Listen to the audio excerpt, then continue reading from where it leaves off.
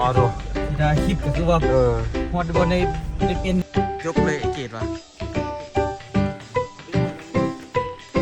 มาของว่ามันข้างโคกดนมันตากแดดตากฝนหลายโอ้โถสบายดีตอนแรงเด้อมื้อนี้กำลังเดินทางไปเขื่อนทุกคนที่จริงเขาเจ้านัดไปมื้ออื่นเศร้าเลยแต่ว่าอยากไปลองทางก่อนทุนบ่าดิใจอดบ่ไหวละใจสั่นอยู่อยากไปแห้งได้บ่ได้บ่ไปมื้อนี้บ่ได้แล้วหลายทิวก็สิกลับมื้ออื่นแน่เนาะก่อนอื่นมื้อท่านน่ะก็เลยว่าไปกลับไปซะก็มีแต่นั่งนอนนึงอย่า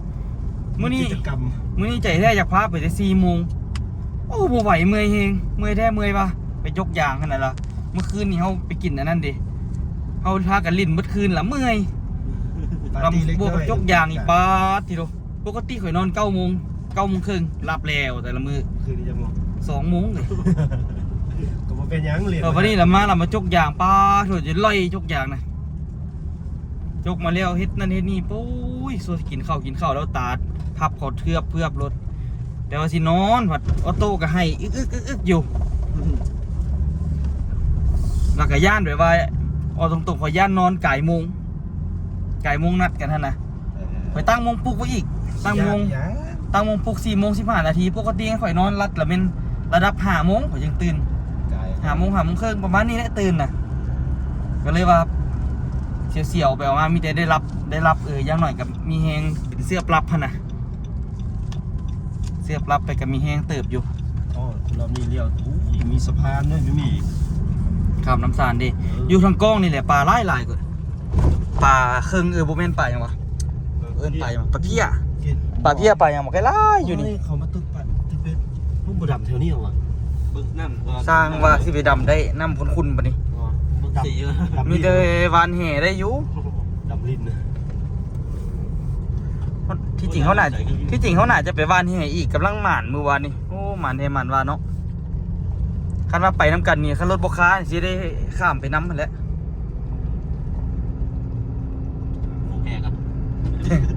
คันเราบ่ฝูงมืออื่นเอามาฝูงเนาะจุดละมือมาไทยดีเหมือนฝูงเนาะเหมือนนี่เลยกันป้าหันสถานีไฟฟ้าแล้วเนาะ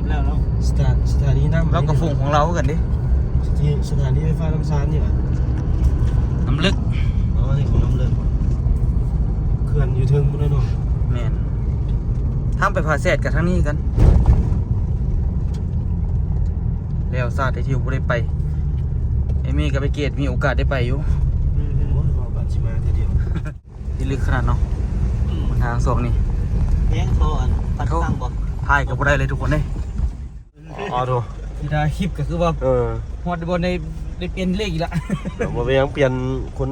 ไทยก็ได้เนี่ยจับไทยเนาะตอนนี้กำลังเดินทางไปกับออกมาแต่5 โมง 2 นาทีลองจับผมดูว่ามันจักนาทีไปฮอดตัวนี้นี่บ่เคยจับเวลาจักเทื่อผ่านมา15 นาทีแล้วครับจะประมาณ30 นาทีออกจากทางดีแล้วเดี๋ยวนี้เหลือแต่ทางดีมัดนอกนี่ขนาดนี้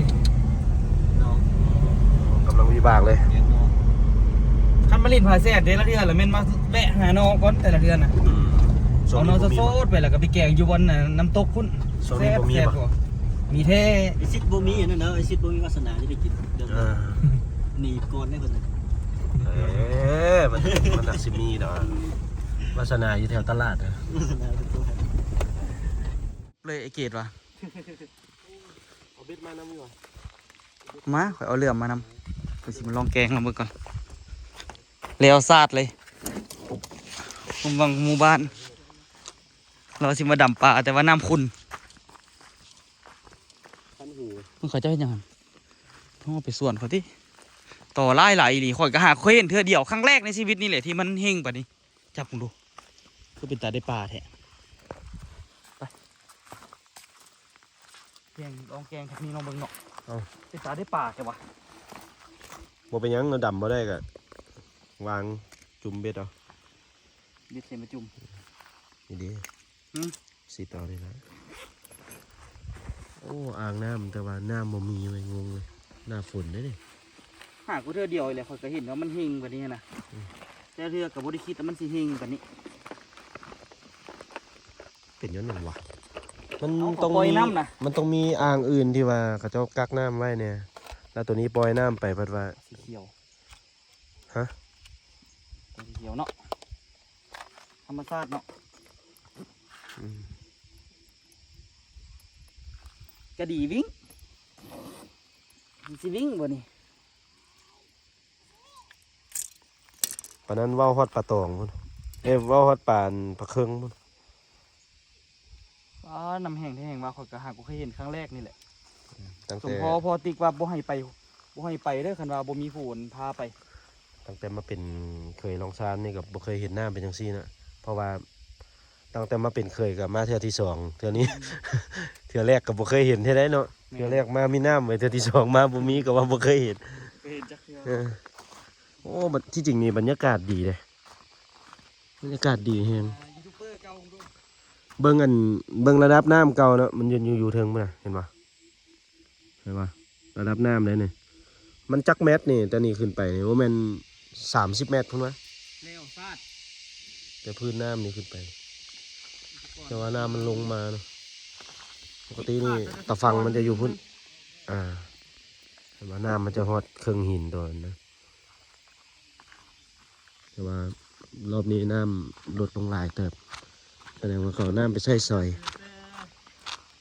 เมตร 3 เมตรเลยนี่ นั่นปะดำได้ปะล่ะ โอ้เด็กมาแล้วคุณที่ไหนก็ได้ลงแล้ว ลองมึงเนาะลองมึงมาลุ้นกันว่ามื้อนี้เขาสิได้ป่ากลับบ้านหรือว่านั่งกินกันบ่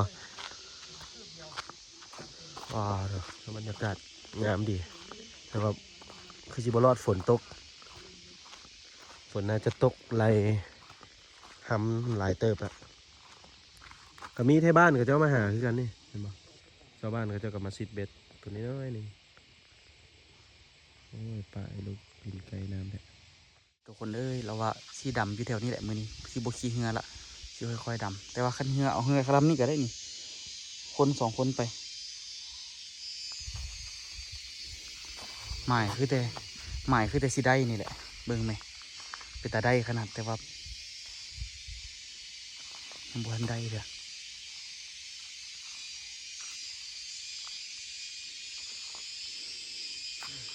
ฟาดติดเนาะอยู่ใส่โอ้ให้ว่าปลาบ้วนเป็นตาได้หรือตามีได้ปลานี่นะไปใส่เบิดน้ำกับคุณจักสีดำท่าเลยโหนี่เกตไว้สีดำเลยว่าสันโอ้คือสีมาโหดแท้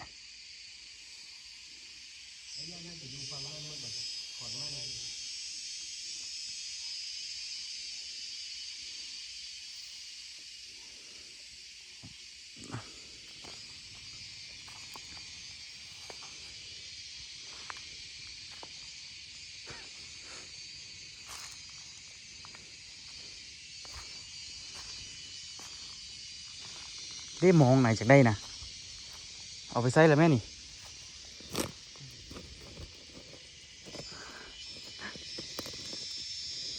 ทำสีไส้นี่เขาจะเสือนไว้นี่นะจากเป้านี่3 เป่าคนนะ3 สีไส้3 สีสอยเหล็กต่อเขาจะตอกพอไปเหล็กขนาด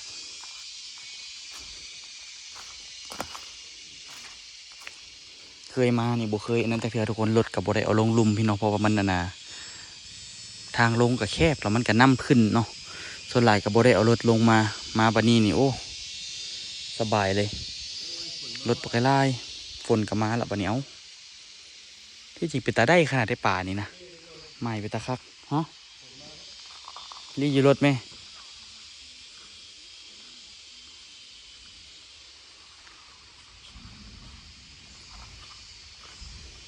มืออื่นนี่ฝนกับสิบห้ำหัวเขาอะไปนั่งอยู่ในรถก่อนไปบ่เฝ้าเปียกเถอะบ่มันสีดำได้เหรอไอเกตนี่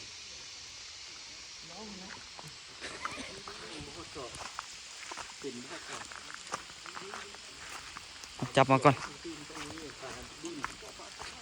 เนาะปากบดินบดาวเลย มันสิมาเอาปลาคออยู่บัดอยู่ไทยก็มันคือหลายแท้เห็นเขาเจ้าไทยเขาว่าเขาคือซิดได้ดีแท้ ที่นี่มันมีเหมือนกันเห็นไหมมันเป็นตะนางเลยเห็นไหมที่ในเนี่ยบ่มี มีแต่นางไทยก็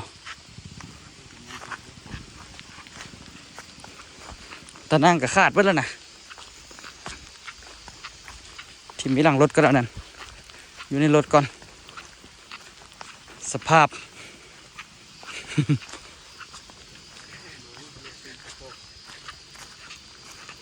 เห็นต่อไม่ขอหลอกแค่แหล่เบิ้งทุกคนเบิ้งน้ำโคตรตื้นน่ะนี่นะ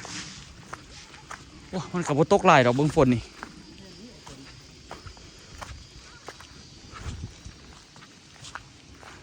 อันนี้ไหมเนี่ยไว้นี่ข้างหน้าก็ได้เอ้า อันนี้เปิดจบ เปิดจกเขาเจ้าก็ไปให้ไปนาส่วนหลายเขาเจ้าก็เฮ็ดกันนะคางงัวคางควายเพื่อที่เขาเจ้ามัดติดเนาะมัดติดนี่แหละเขาเจ้าเอาลงให้บ่ได้เนาะทหารเขาเจ้าเอาลงให้บ่ได้เขาเจ้าก็ทิ่มไปไว้นี่เลยเห็นบ่มีกระแจเหือกับข้างโคกไปเลยส่วนหลายเขาเจ้าก็มาเลาะเอาออกเนาะทุกคนแตกแห้งไปละความว่ามันข้างโคกโดนมันตากแดดตากฝนหลายแตกเบิดเนาะเอาไปใช้งานกับเจ็บเส้นเลยแหละเหือลำนี้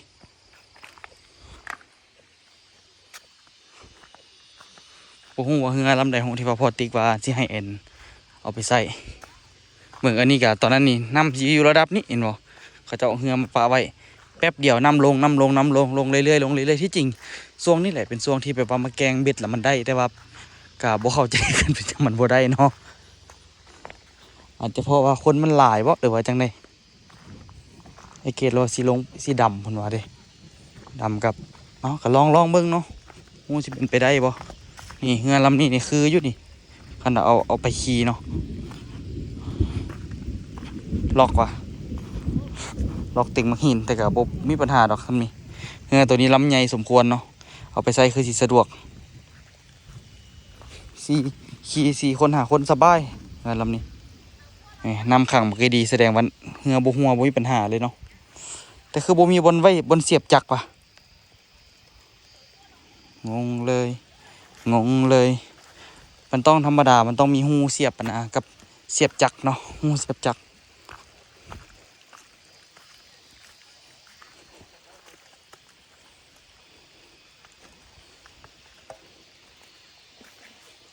เหือไอ้อ้นกับอยู่แก่ได้แล้วได้ยินว่าเราเอากลับเราบอกไงอ้นปีนทองปีนง่ายเต็ม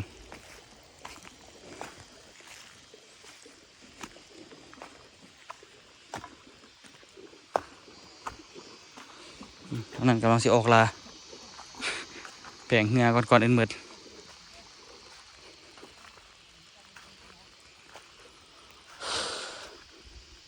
เป็นยังไงสถานการณ์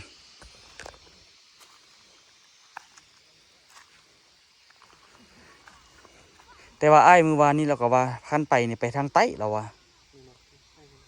แต่ข่อยบุเคยไปใต้จักเทื่อดิส่วนใหญ่เขาไปแต่พี่ไปแต่เหนือ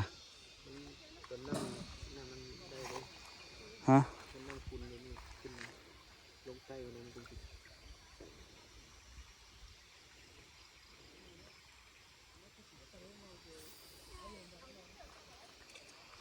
ปกติคันมีป่ามันก็ต้องกินนะ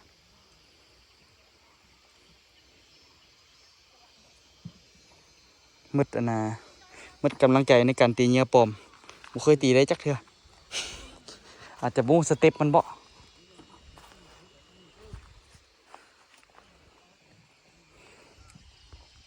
บุเคยจักเทื่อว่าสิ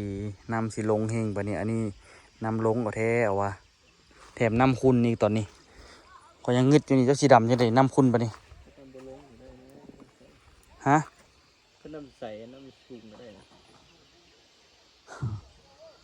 โอ้ขนมใสนี่ครับตัวนี้ได้มัน ว่าแล้วฝนมันตกเนาะฝนตกน้ำไปทางใดก็มี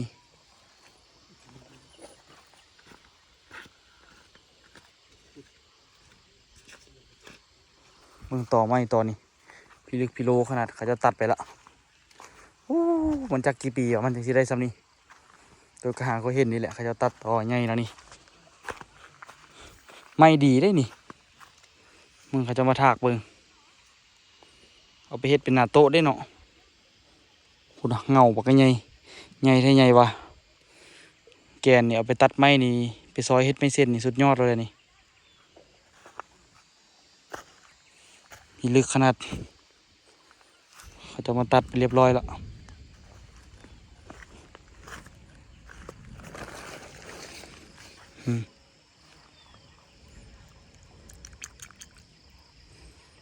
หอยจักเนาะกอดกับบ่หุ่ม3 คนกอดจึงหุ่ม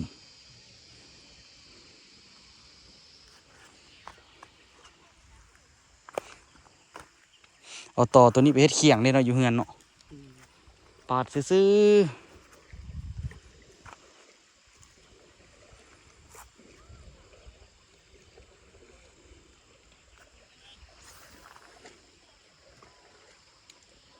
แห้งเนาะน้ำแห้งลิ้นแห่โอ้คักแท้ เขาได้อยู่ มากันดูถูกไปตะคักแท้เว้ยทางนี้โบแมนตี2 อันพุ่นน่ะโอ้โถ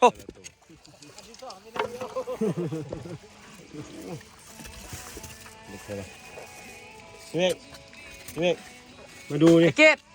ไปเอาแห่บ่เฮา บ่ฮู้ว่าน้ำคุณ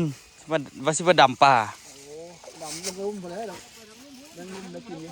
เงินบ่ปู๊ดโถปลานินพี่ลึกเนาะอันนี้กับปลานินหมดวะโอ้ของ2-3 ตัวใหญ่ติอันนี้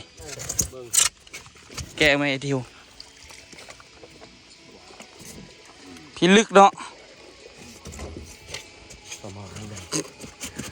ลองแกะมาดูตัวนี้อ่ะเอามาแม่ไอ้แม่เงินน่ะเอาเงินมาแม่คันสิได้อยากกินปลาน่ะไอ้ตัวเด็ดสิได้กินน่ะ มายืมกันพี่เมฆ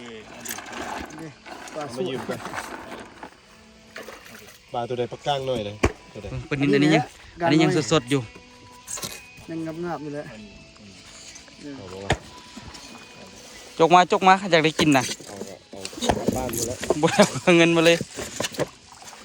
กินอยู่นี่แหละไปกินอย่างบ้านเนาะมาพี่เสี่ยวไปเงินอย่างบ้าน หาบ่ได้เลยกินเหรอ เต็มถังไปเอาแห่บ่เต็มถัง ขายยังไงล่ะวันนี้ขายยังไงวันนี้เอาเงินมา เฮ็ดแต่ได้สิได้กิน นี่เลย นี่ ปิ้งกิน วานแห่อย่างเดียวทางนี้ น้ำใสไทยแค้นเนาะเนี่ยทางใต้คือบ่ใส่ทางใต้ก็จะใส่ก้นแถวนี้แหละ ไปได้ไปมื้อเช้าอ่ะ แม่นละทางใส่ก้นนี่แท้พวกมันเห็นว่ามัน2 1ก็มีแท้บ่ได้แม่นเห็นอยู่ไป เพิ่นว่าทางนี้น้ำใสกว่า จะใส่ก้นนี่เนาะทางใต้ทางคุณล่ะนี่ทางใต้นี่ทางโยนนะ ให้ขอขึ้นมา โอ้ข่อยละคิดว่าทางนี้น่ะทางเหนือมาตลอดทางนี้ทางใต้วะข่อยบ่เข้าใจเหนือกับใต้ ยอดน้ำเลือดนี้ยอด โอ้ทางยอดแล้วแม่นน่ะนะทางเหนือ แม่นะ โอ้แม่นวะเออน้ำมันไปทางนี้เด้เคลื่อนกับนั่นกับยุพุ่น ตัวนี้ตัวปล่อยน้ำตัวอันผลิตไฟมันตัวนี้ ตัวนั้นอาศัยที่ว่ามันน้ำไหลแล้วก็จะปล่อยบอลลูนก็จะปล่อยออก แล้วบุญเรือนี่คือ เอา ไปทาง แม่เงินน่ะเอาแท้ก่อนนี่บ่ได้คิดตัวได้นี่ฮะ ตัวนี้ เอาตัวใด ตัวใหญ่มันคือมันไหล พี่กินตัวไปได้กินข้าวกับเจลได้สนะเอาพี่ก็แม่เพลงน่ะที่เขาซิดก็นี่แนวนี้แต่คือนี่ป๊อดทีเดียวอันนี้ยังไม่ไหม้อยู่นี่นะยังเขียวๆอยู่นี่นะหากก็ได้ยังบ่ตายซ้ำนั่นนี่นะ ก็ได้อยู่นี่แหละก็ออกมาเลยนะนี่ โอ้ก็มันก็นั่นอยู่แหละเนาะบ่ได้แล้วออกมาสิปะ ก็ได้แล้วออกมามืดแล้วเอา ตัวใดก็เลือกเอาเลย มื ตัว ดแล้วยังบ่เห็นทางมายัง โอ้บ่ค่อยช่วงอยู่มันรถไฟว่า ต่อไปไม่ได้เอามา เอาสุเจ้าเอาไปกินสวะขายตี เอาไปนี่แหละมีผู้ช่วยมาขาย ไปกินยังบ่ได้ที่ไปหา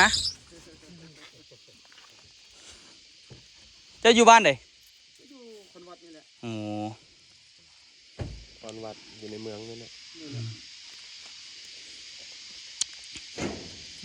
ไก่ยังไงล่ะวันนี้ โอ้บ่ปานเฮาปานนี้ดอก เดี๋ยวเราเลย ว่าปานนี้ดอกเอาถุงมาดูใส่มีถุงบ่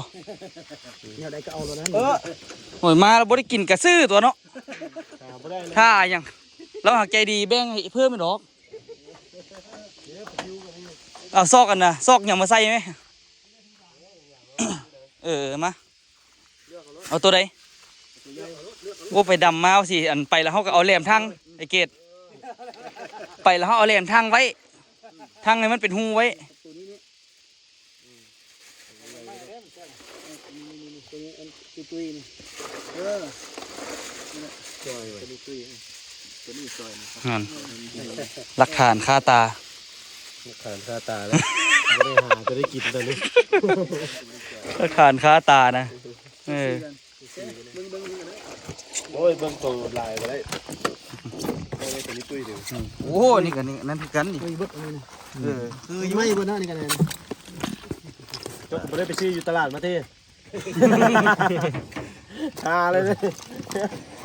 ซื้ออยู่ตลาดมาขี่เรือมา เขาจะปิ้งนี่พวกนี้นี่ปิ้งยากนะนี่ แม่ เอาตัวน้อยนี่นี่ตัวนี้ ตัวใหญ่ปิ้งยาก อันนี้แซ่บกว่า ปิ้ง พอแท้เลยอันนี้น้อยแซ่บเลย นี่ตัวน้อยนี่ ซุกไว้ ตัวใหญ่ละเอาไว้ไปอ้าง มันสะอ่อนซื่อๆหรอกสะอ่อนไปเรื่อย ตัวใหญ่เอาไปอ้างเขา เอากลับไปเวียงได้บ่ฮอดเวียงบ่ โอ้มือ ฮอดเป็นอย่างสิบ่ฮอด ไปได้ทางมันเส้นก้อนก้อน เอา เอาอยู่นี่ราคานี่กับราคาตลาดต่างกันเลยเด้เห็นบ่ คืออันได้นั่นได้ก็ได้หรอกอันนี้ มีซิงอยู่วะ ซิงเพิ่นบ่มีดอกซิงมือแล้วนะ บอกคันว่านั่นไอ้ชิดเอานี่ บ่ซิงมือเอา เอาอยู่นี่ เป็นทางเลย มันบ่มีอย่างใส่น่ะนะ ก็ซื้อทั้งโป๊พอดี เด็กกระถางน้ำก้อนเฮาหั่นดิเอามาเป็นถังพุ่นน่ะแต่ว่าอันนั้นน้ำคุณปานนี้สิได้ป่าจังได๋ เขาน้ำใส่ถ้าปนินถ้าบ่ให้ว่าเนาะ น้ำใส่แต่ก็สิเสื้ออยู่ แม่น จำปลา ติดยากกันแล้วน้ำคุณแม่เรียกมันเด็ดเป็นยากกันแล้ว อ๋อคันมันเห็นประมาณซ้ำนี่นี่ก็สิลงได้นะซ้ำแขนนึงนี่อันนี้มันบ่ฮอดแขนนี่ นั่นแหละคุณมันฝนตก ถ้าลงข้างใต้จักหน่อยจักสิหาโป๊ อันนี้กะมาอันนั้นซื่อๆมื้อหน้าจึงมาน้ำอันนั้นมาน้ำพอติกซื้อหยังว่าพอติกลืมแล้วว่ะแม่นพอไม่มื้อหน้าพอไม่พามา นี่คือเดียวยังบ่ฮอด ลืมเอาซื้อเอาซื่อๆเห็นหน้ากันทุกมื้อก็ได้ มันเห็นนี่เห็นเพื่อนมันคือเดียวนี่คือเดียวบ่ฮอด กับอันน่ะเฮือผู้ใดเราเฮือน่ะมีเฮือผู้หนึงใหญ่น่ะสิวะสิวะอ้ายเมียงเกาะเราไอ้กึมสิวะมันเป็นอึมๆนิดนึงน่ะฮะอ้ายเมียงเกาะโมเมนต์ที่นึกเราว่าเฮือเราใหญ่สินะเราบอกให้เอาไปเอาเฮือตัวนั้นบ่ไอ้พ่อไม้หันบอกไปเอาเฮือเขาเจ้าเป็นเฮือใหญ่เราว่าน่ะ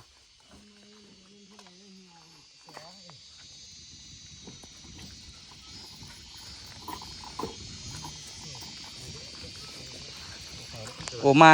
อันนี้ต้องเป็นอันนี้เนาะต้องเป็นได้เนาะเอาอัน แห่อื่นนี่มันเอายากขนาด ไปอันเดียวแห่นี่ข่อยซื้อต่อเลย วอลินได้ใส่เผาหรือเปล่าปะนินว่านละดึงเลยเห็นบ่งมว่ะ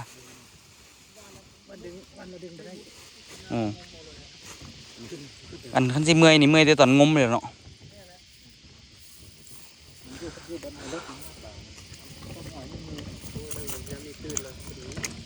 โอ้ยลงไปนี่น่ะไอ้ชิวลากมาไกลๆละ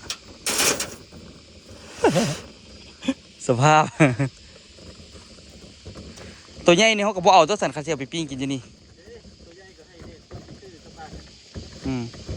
เขาเอาพอกินอยู่นี่ก็พอแล้ว เรื่องเป็นกูจะกินเรื่องอะไรมา มีพวกใดตัวใหญ่นี่เอาใหญ่นี่ เรื่องมาเสร็จ ไปหนู อะไร เราให้มีซิงเนาะระบบเอาซิงมา เขาไปว่านให้กับมือไปสินะแล้วสิเอาลายปันเดล่ะกะว่า เอา4-5ตัวก็ได้ว้าวตัวนี้หนาดีขนาดอันนี้ปังอย่างนี้ สู้นี่แหละพวกที่เขาตีนี่นะ พันตีเงี้ยปลอมแล้วนี่แหละมันสิกินนะ อันนี้จ้างอะไรวะ หลายป่านี่ คันบ้านที่ตีเนี่ยปอดเนี่ยก็ไผที่คันมีจากเนาะแน่เพราะว่าตีพุ่นขึ้นมาแถวนี้คือกินดี บ่มีจักอะไร สิมาอีกอยู่มื้ออื่นนี่นะอันนี้มาเบิ่งซื้อก่อนซื่อ ก็หลาย ๆอยู่ลาวมีหยังเฮ็ดมารอจุดน้ำมันลิ้นซื่อ ปลาหมอข้างแดงนี่ปลาหมอข้างแดง หอข้างแดง ป้ามีตัวใหญ่เนาะเจ้าก็เฮ็ดจังไดก็เอาเลย หวานแห แค่นี้วะ เฮงุบมาเลย ป้า นี่ก็ได้ ยืนปักมือบ้านเว้ย โอ้ย 2-4ตัว มาฮอดพี่นะซื้อไปไว้ในตู้เย็นนะเด้ตู้เย็นใหญ่อยู่อ่ะ ไปซื้อไปไว้ตู้เย็นนั่นแหละ เสร็จปะดุลลามันก็สิบ่แซ่บเด้ ได้ไปลงตลาดดีวันนี้ ที่ไหนปันกันเลยครับเอาแล้วแต่พวกอะไรสิเฮ็ดจังก็เฮ็ดโนดมานั่น บา นะ งคนก็เอาไป สองสามคนมานำกันมักส่วนหลักก็มีแต่ปั่นกันนั่นแหละ เอ้าคือบ่เอาไว้กินซั่นน่ะ ตัวไปกินนี่จังหาก็ อันนี้6ตัวมันเก็ดมันคือลุกหน่อยนึง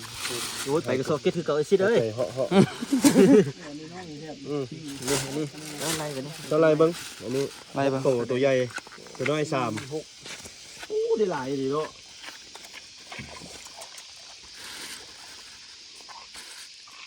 น้อย3ตัวหันเรือ เขานี่ได้4คนนี่ได้ กี่คนละตัว ก็พอแล้วสัมพันธ์ ให้มือสร้างมามึงด้วยจันรู้มาสร้างประมาณนี้ โอ้ยฉัน4คนละตัวก็ซอกตัวน้อยอีกตัวนึงตัว นี่ตัวข้างหน้านี่ กระสูดป่ะมันกินกระสูดป่ะ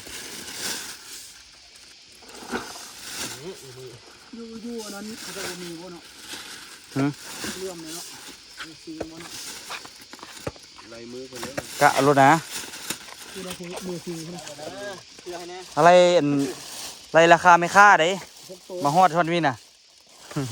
7ไล่รวมนี่เอาประมา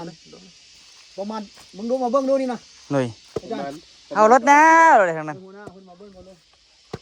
หัวหน้ายังค้าสักเครื่องอยู่ อาบน้ำสระหัวอยู่เพิ่น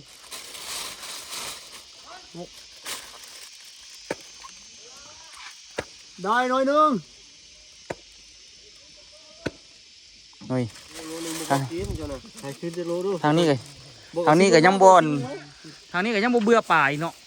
บ่สิเบื่อบ่เบื่อปานนี้เนาะ นี่ซิงกับมีนะ มีก็ขี้ข้านขึ้นไปก็ ปฏิเสธบอกเขาลูกไว้ ได้จะอาบดูขึ้นไปสร้างเอาสิ่งมาสร้าง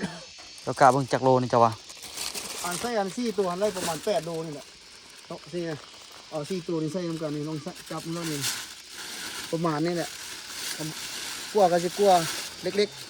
ๆประมาณ8ได้8ตัวนี่ง่ายๆโลปลายบ่ได้หั่น เท่าไร6 โลนี่6 โลอ่ะ เบิ่งไปลองจับเบิ่ง ตัวปลายใหญ่อันนึงตัวโลปลายหมดแล้วนะ6ตัวมันก็เขา7โลปลายแล้วนะ บ่ฮอดตัวโลปลายนะอันนี้นี่ตัวประมาณ8 ขีดนี่คือขีดละโลนึงตัวนี้นี่โลนึงปลายบ่ฮอดปลายนะ ตัวใหญ่ตัวมาจับมึงดู เจ้ามาจับเบิ่งว่าไรถือประมาณเท่าไหร่ ลาย6ตัวเลยอันนั้นได้7โลใช่ไหม อืม มันลายเก็ดมาก็แล้ว ได้ มันก็จะมีตัวไก่ในหน่อยนึงมีตัวพอเนี่ย ประมาณนั่นแหละ โลเท่าไหร่คือเอาชื่อนี่ชื่อนี่สิ ไรราคาไม่ค่าส่งก็ถึกละคัน35นะ 35คูณ7เหรอ 35ละถึกละ 73 21 200,000เท่าไหร่ เด้โทรศัพท์ก็มีคนละหน่วยยังกินสา เรียบร้อยครบเซตซะนะก็มีไม่ก็มีแล้วบัดนี้เดี๋ยวให้เพิ่นให้ยืมเนาะให้ยืมเพิ่นนิดนึง บ่ขึ้นดิ ไปลองก่อนพายกับพายไปใกล้ๆนี่หรอกบ่ได้ไปไกลดอกกะว่ามื้อนี้นั่นล่ะไปกลับนะมื้อนี้บ่ได้นอนบ่ได้หยังนะ ลงไปห้องมีโชคเรื่องนำเล็กทองนำเล็กน้อยขึ้นมาแถวนั้นขึ้นมาตอนนี้ เอาลองเบิ่ง แตกโอ้ยเดี๋ยวต้องไปเจอตัวหน่วยนี่วะหน่วยบอกกัน ได้เฮียละยังหน่อยก็ได้ปลาละ ยังไงก็ได้ ปลานี่ยังหน่อยฮะยังหน่อยเอาได้ละ เฮ้ยอย่าไปเว้าไปบางทีได้เพิ่มอีกก้อนนี่นะ มันจะเอาปลาไหนมันปั่นกันยากมันเลยบอก เลยเอาปลานินซะเนาะเอาปลาเครื่องก็ลำบากอีกเนาะ ยังมันญาติบ่ลงตัวกันเนาะ เอาไม้พายขึ้นเหลือแต่สำนักเก็บ สมันก็ได้แล้วบ่ได้ไปไกลเฮ็ดเหงาไหลเขาก็เห็นเด้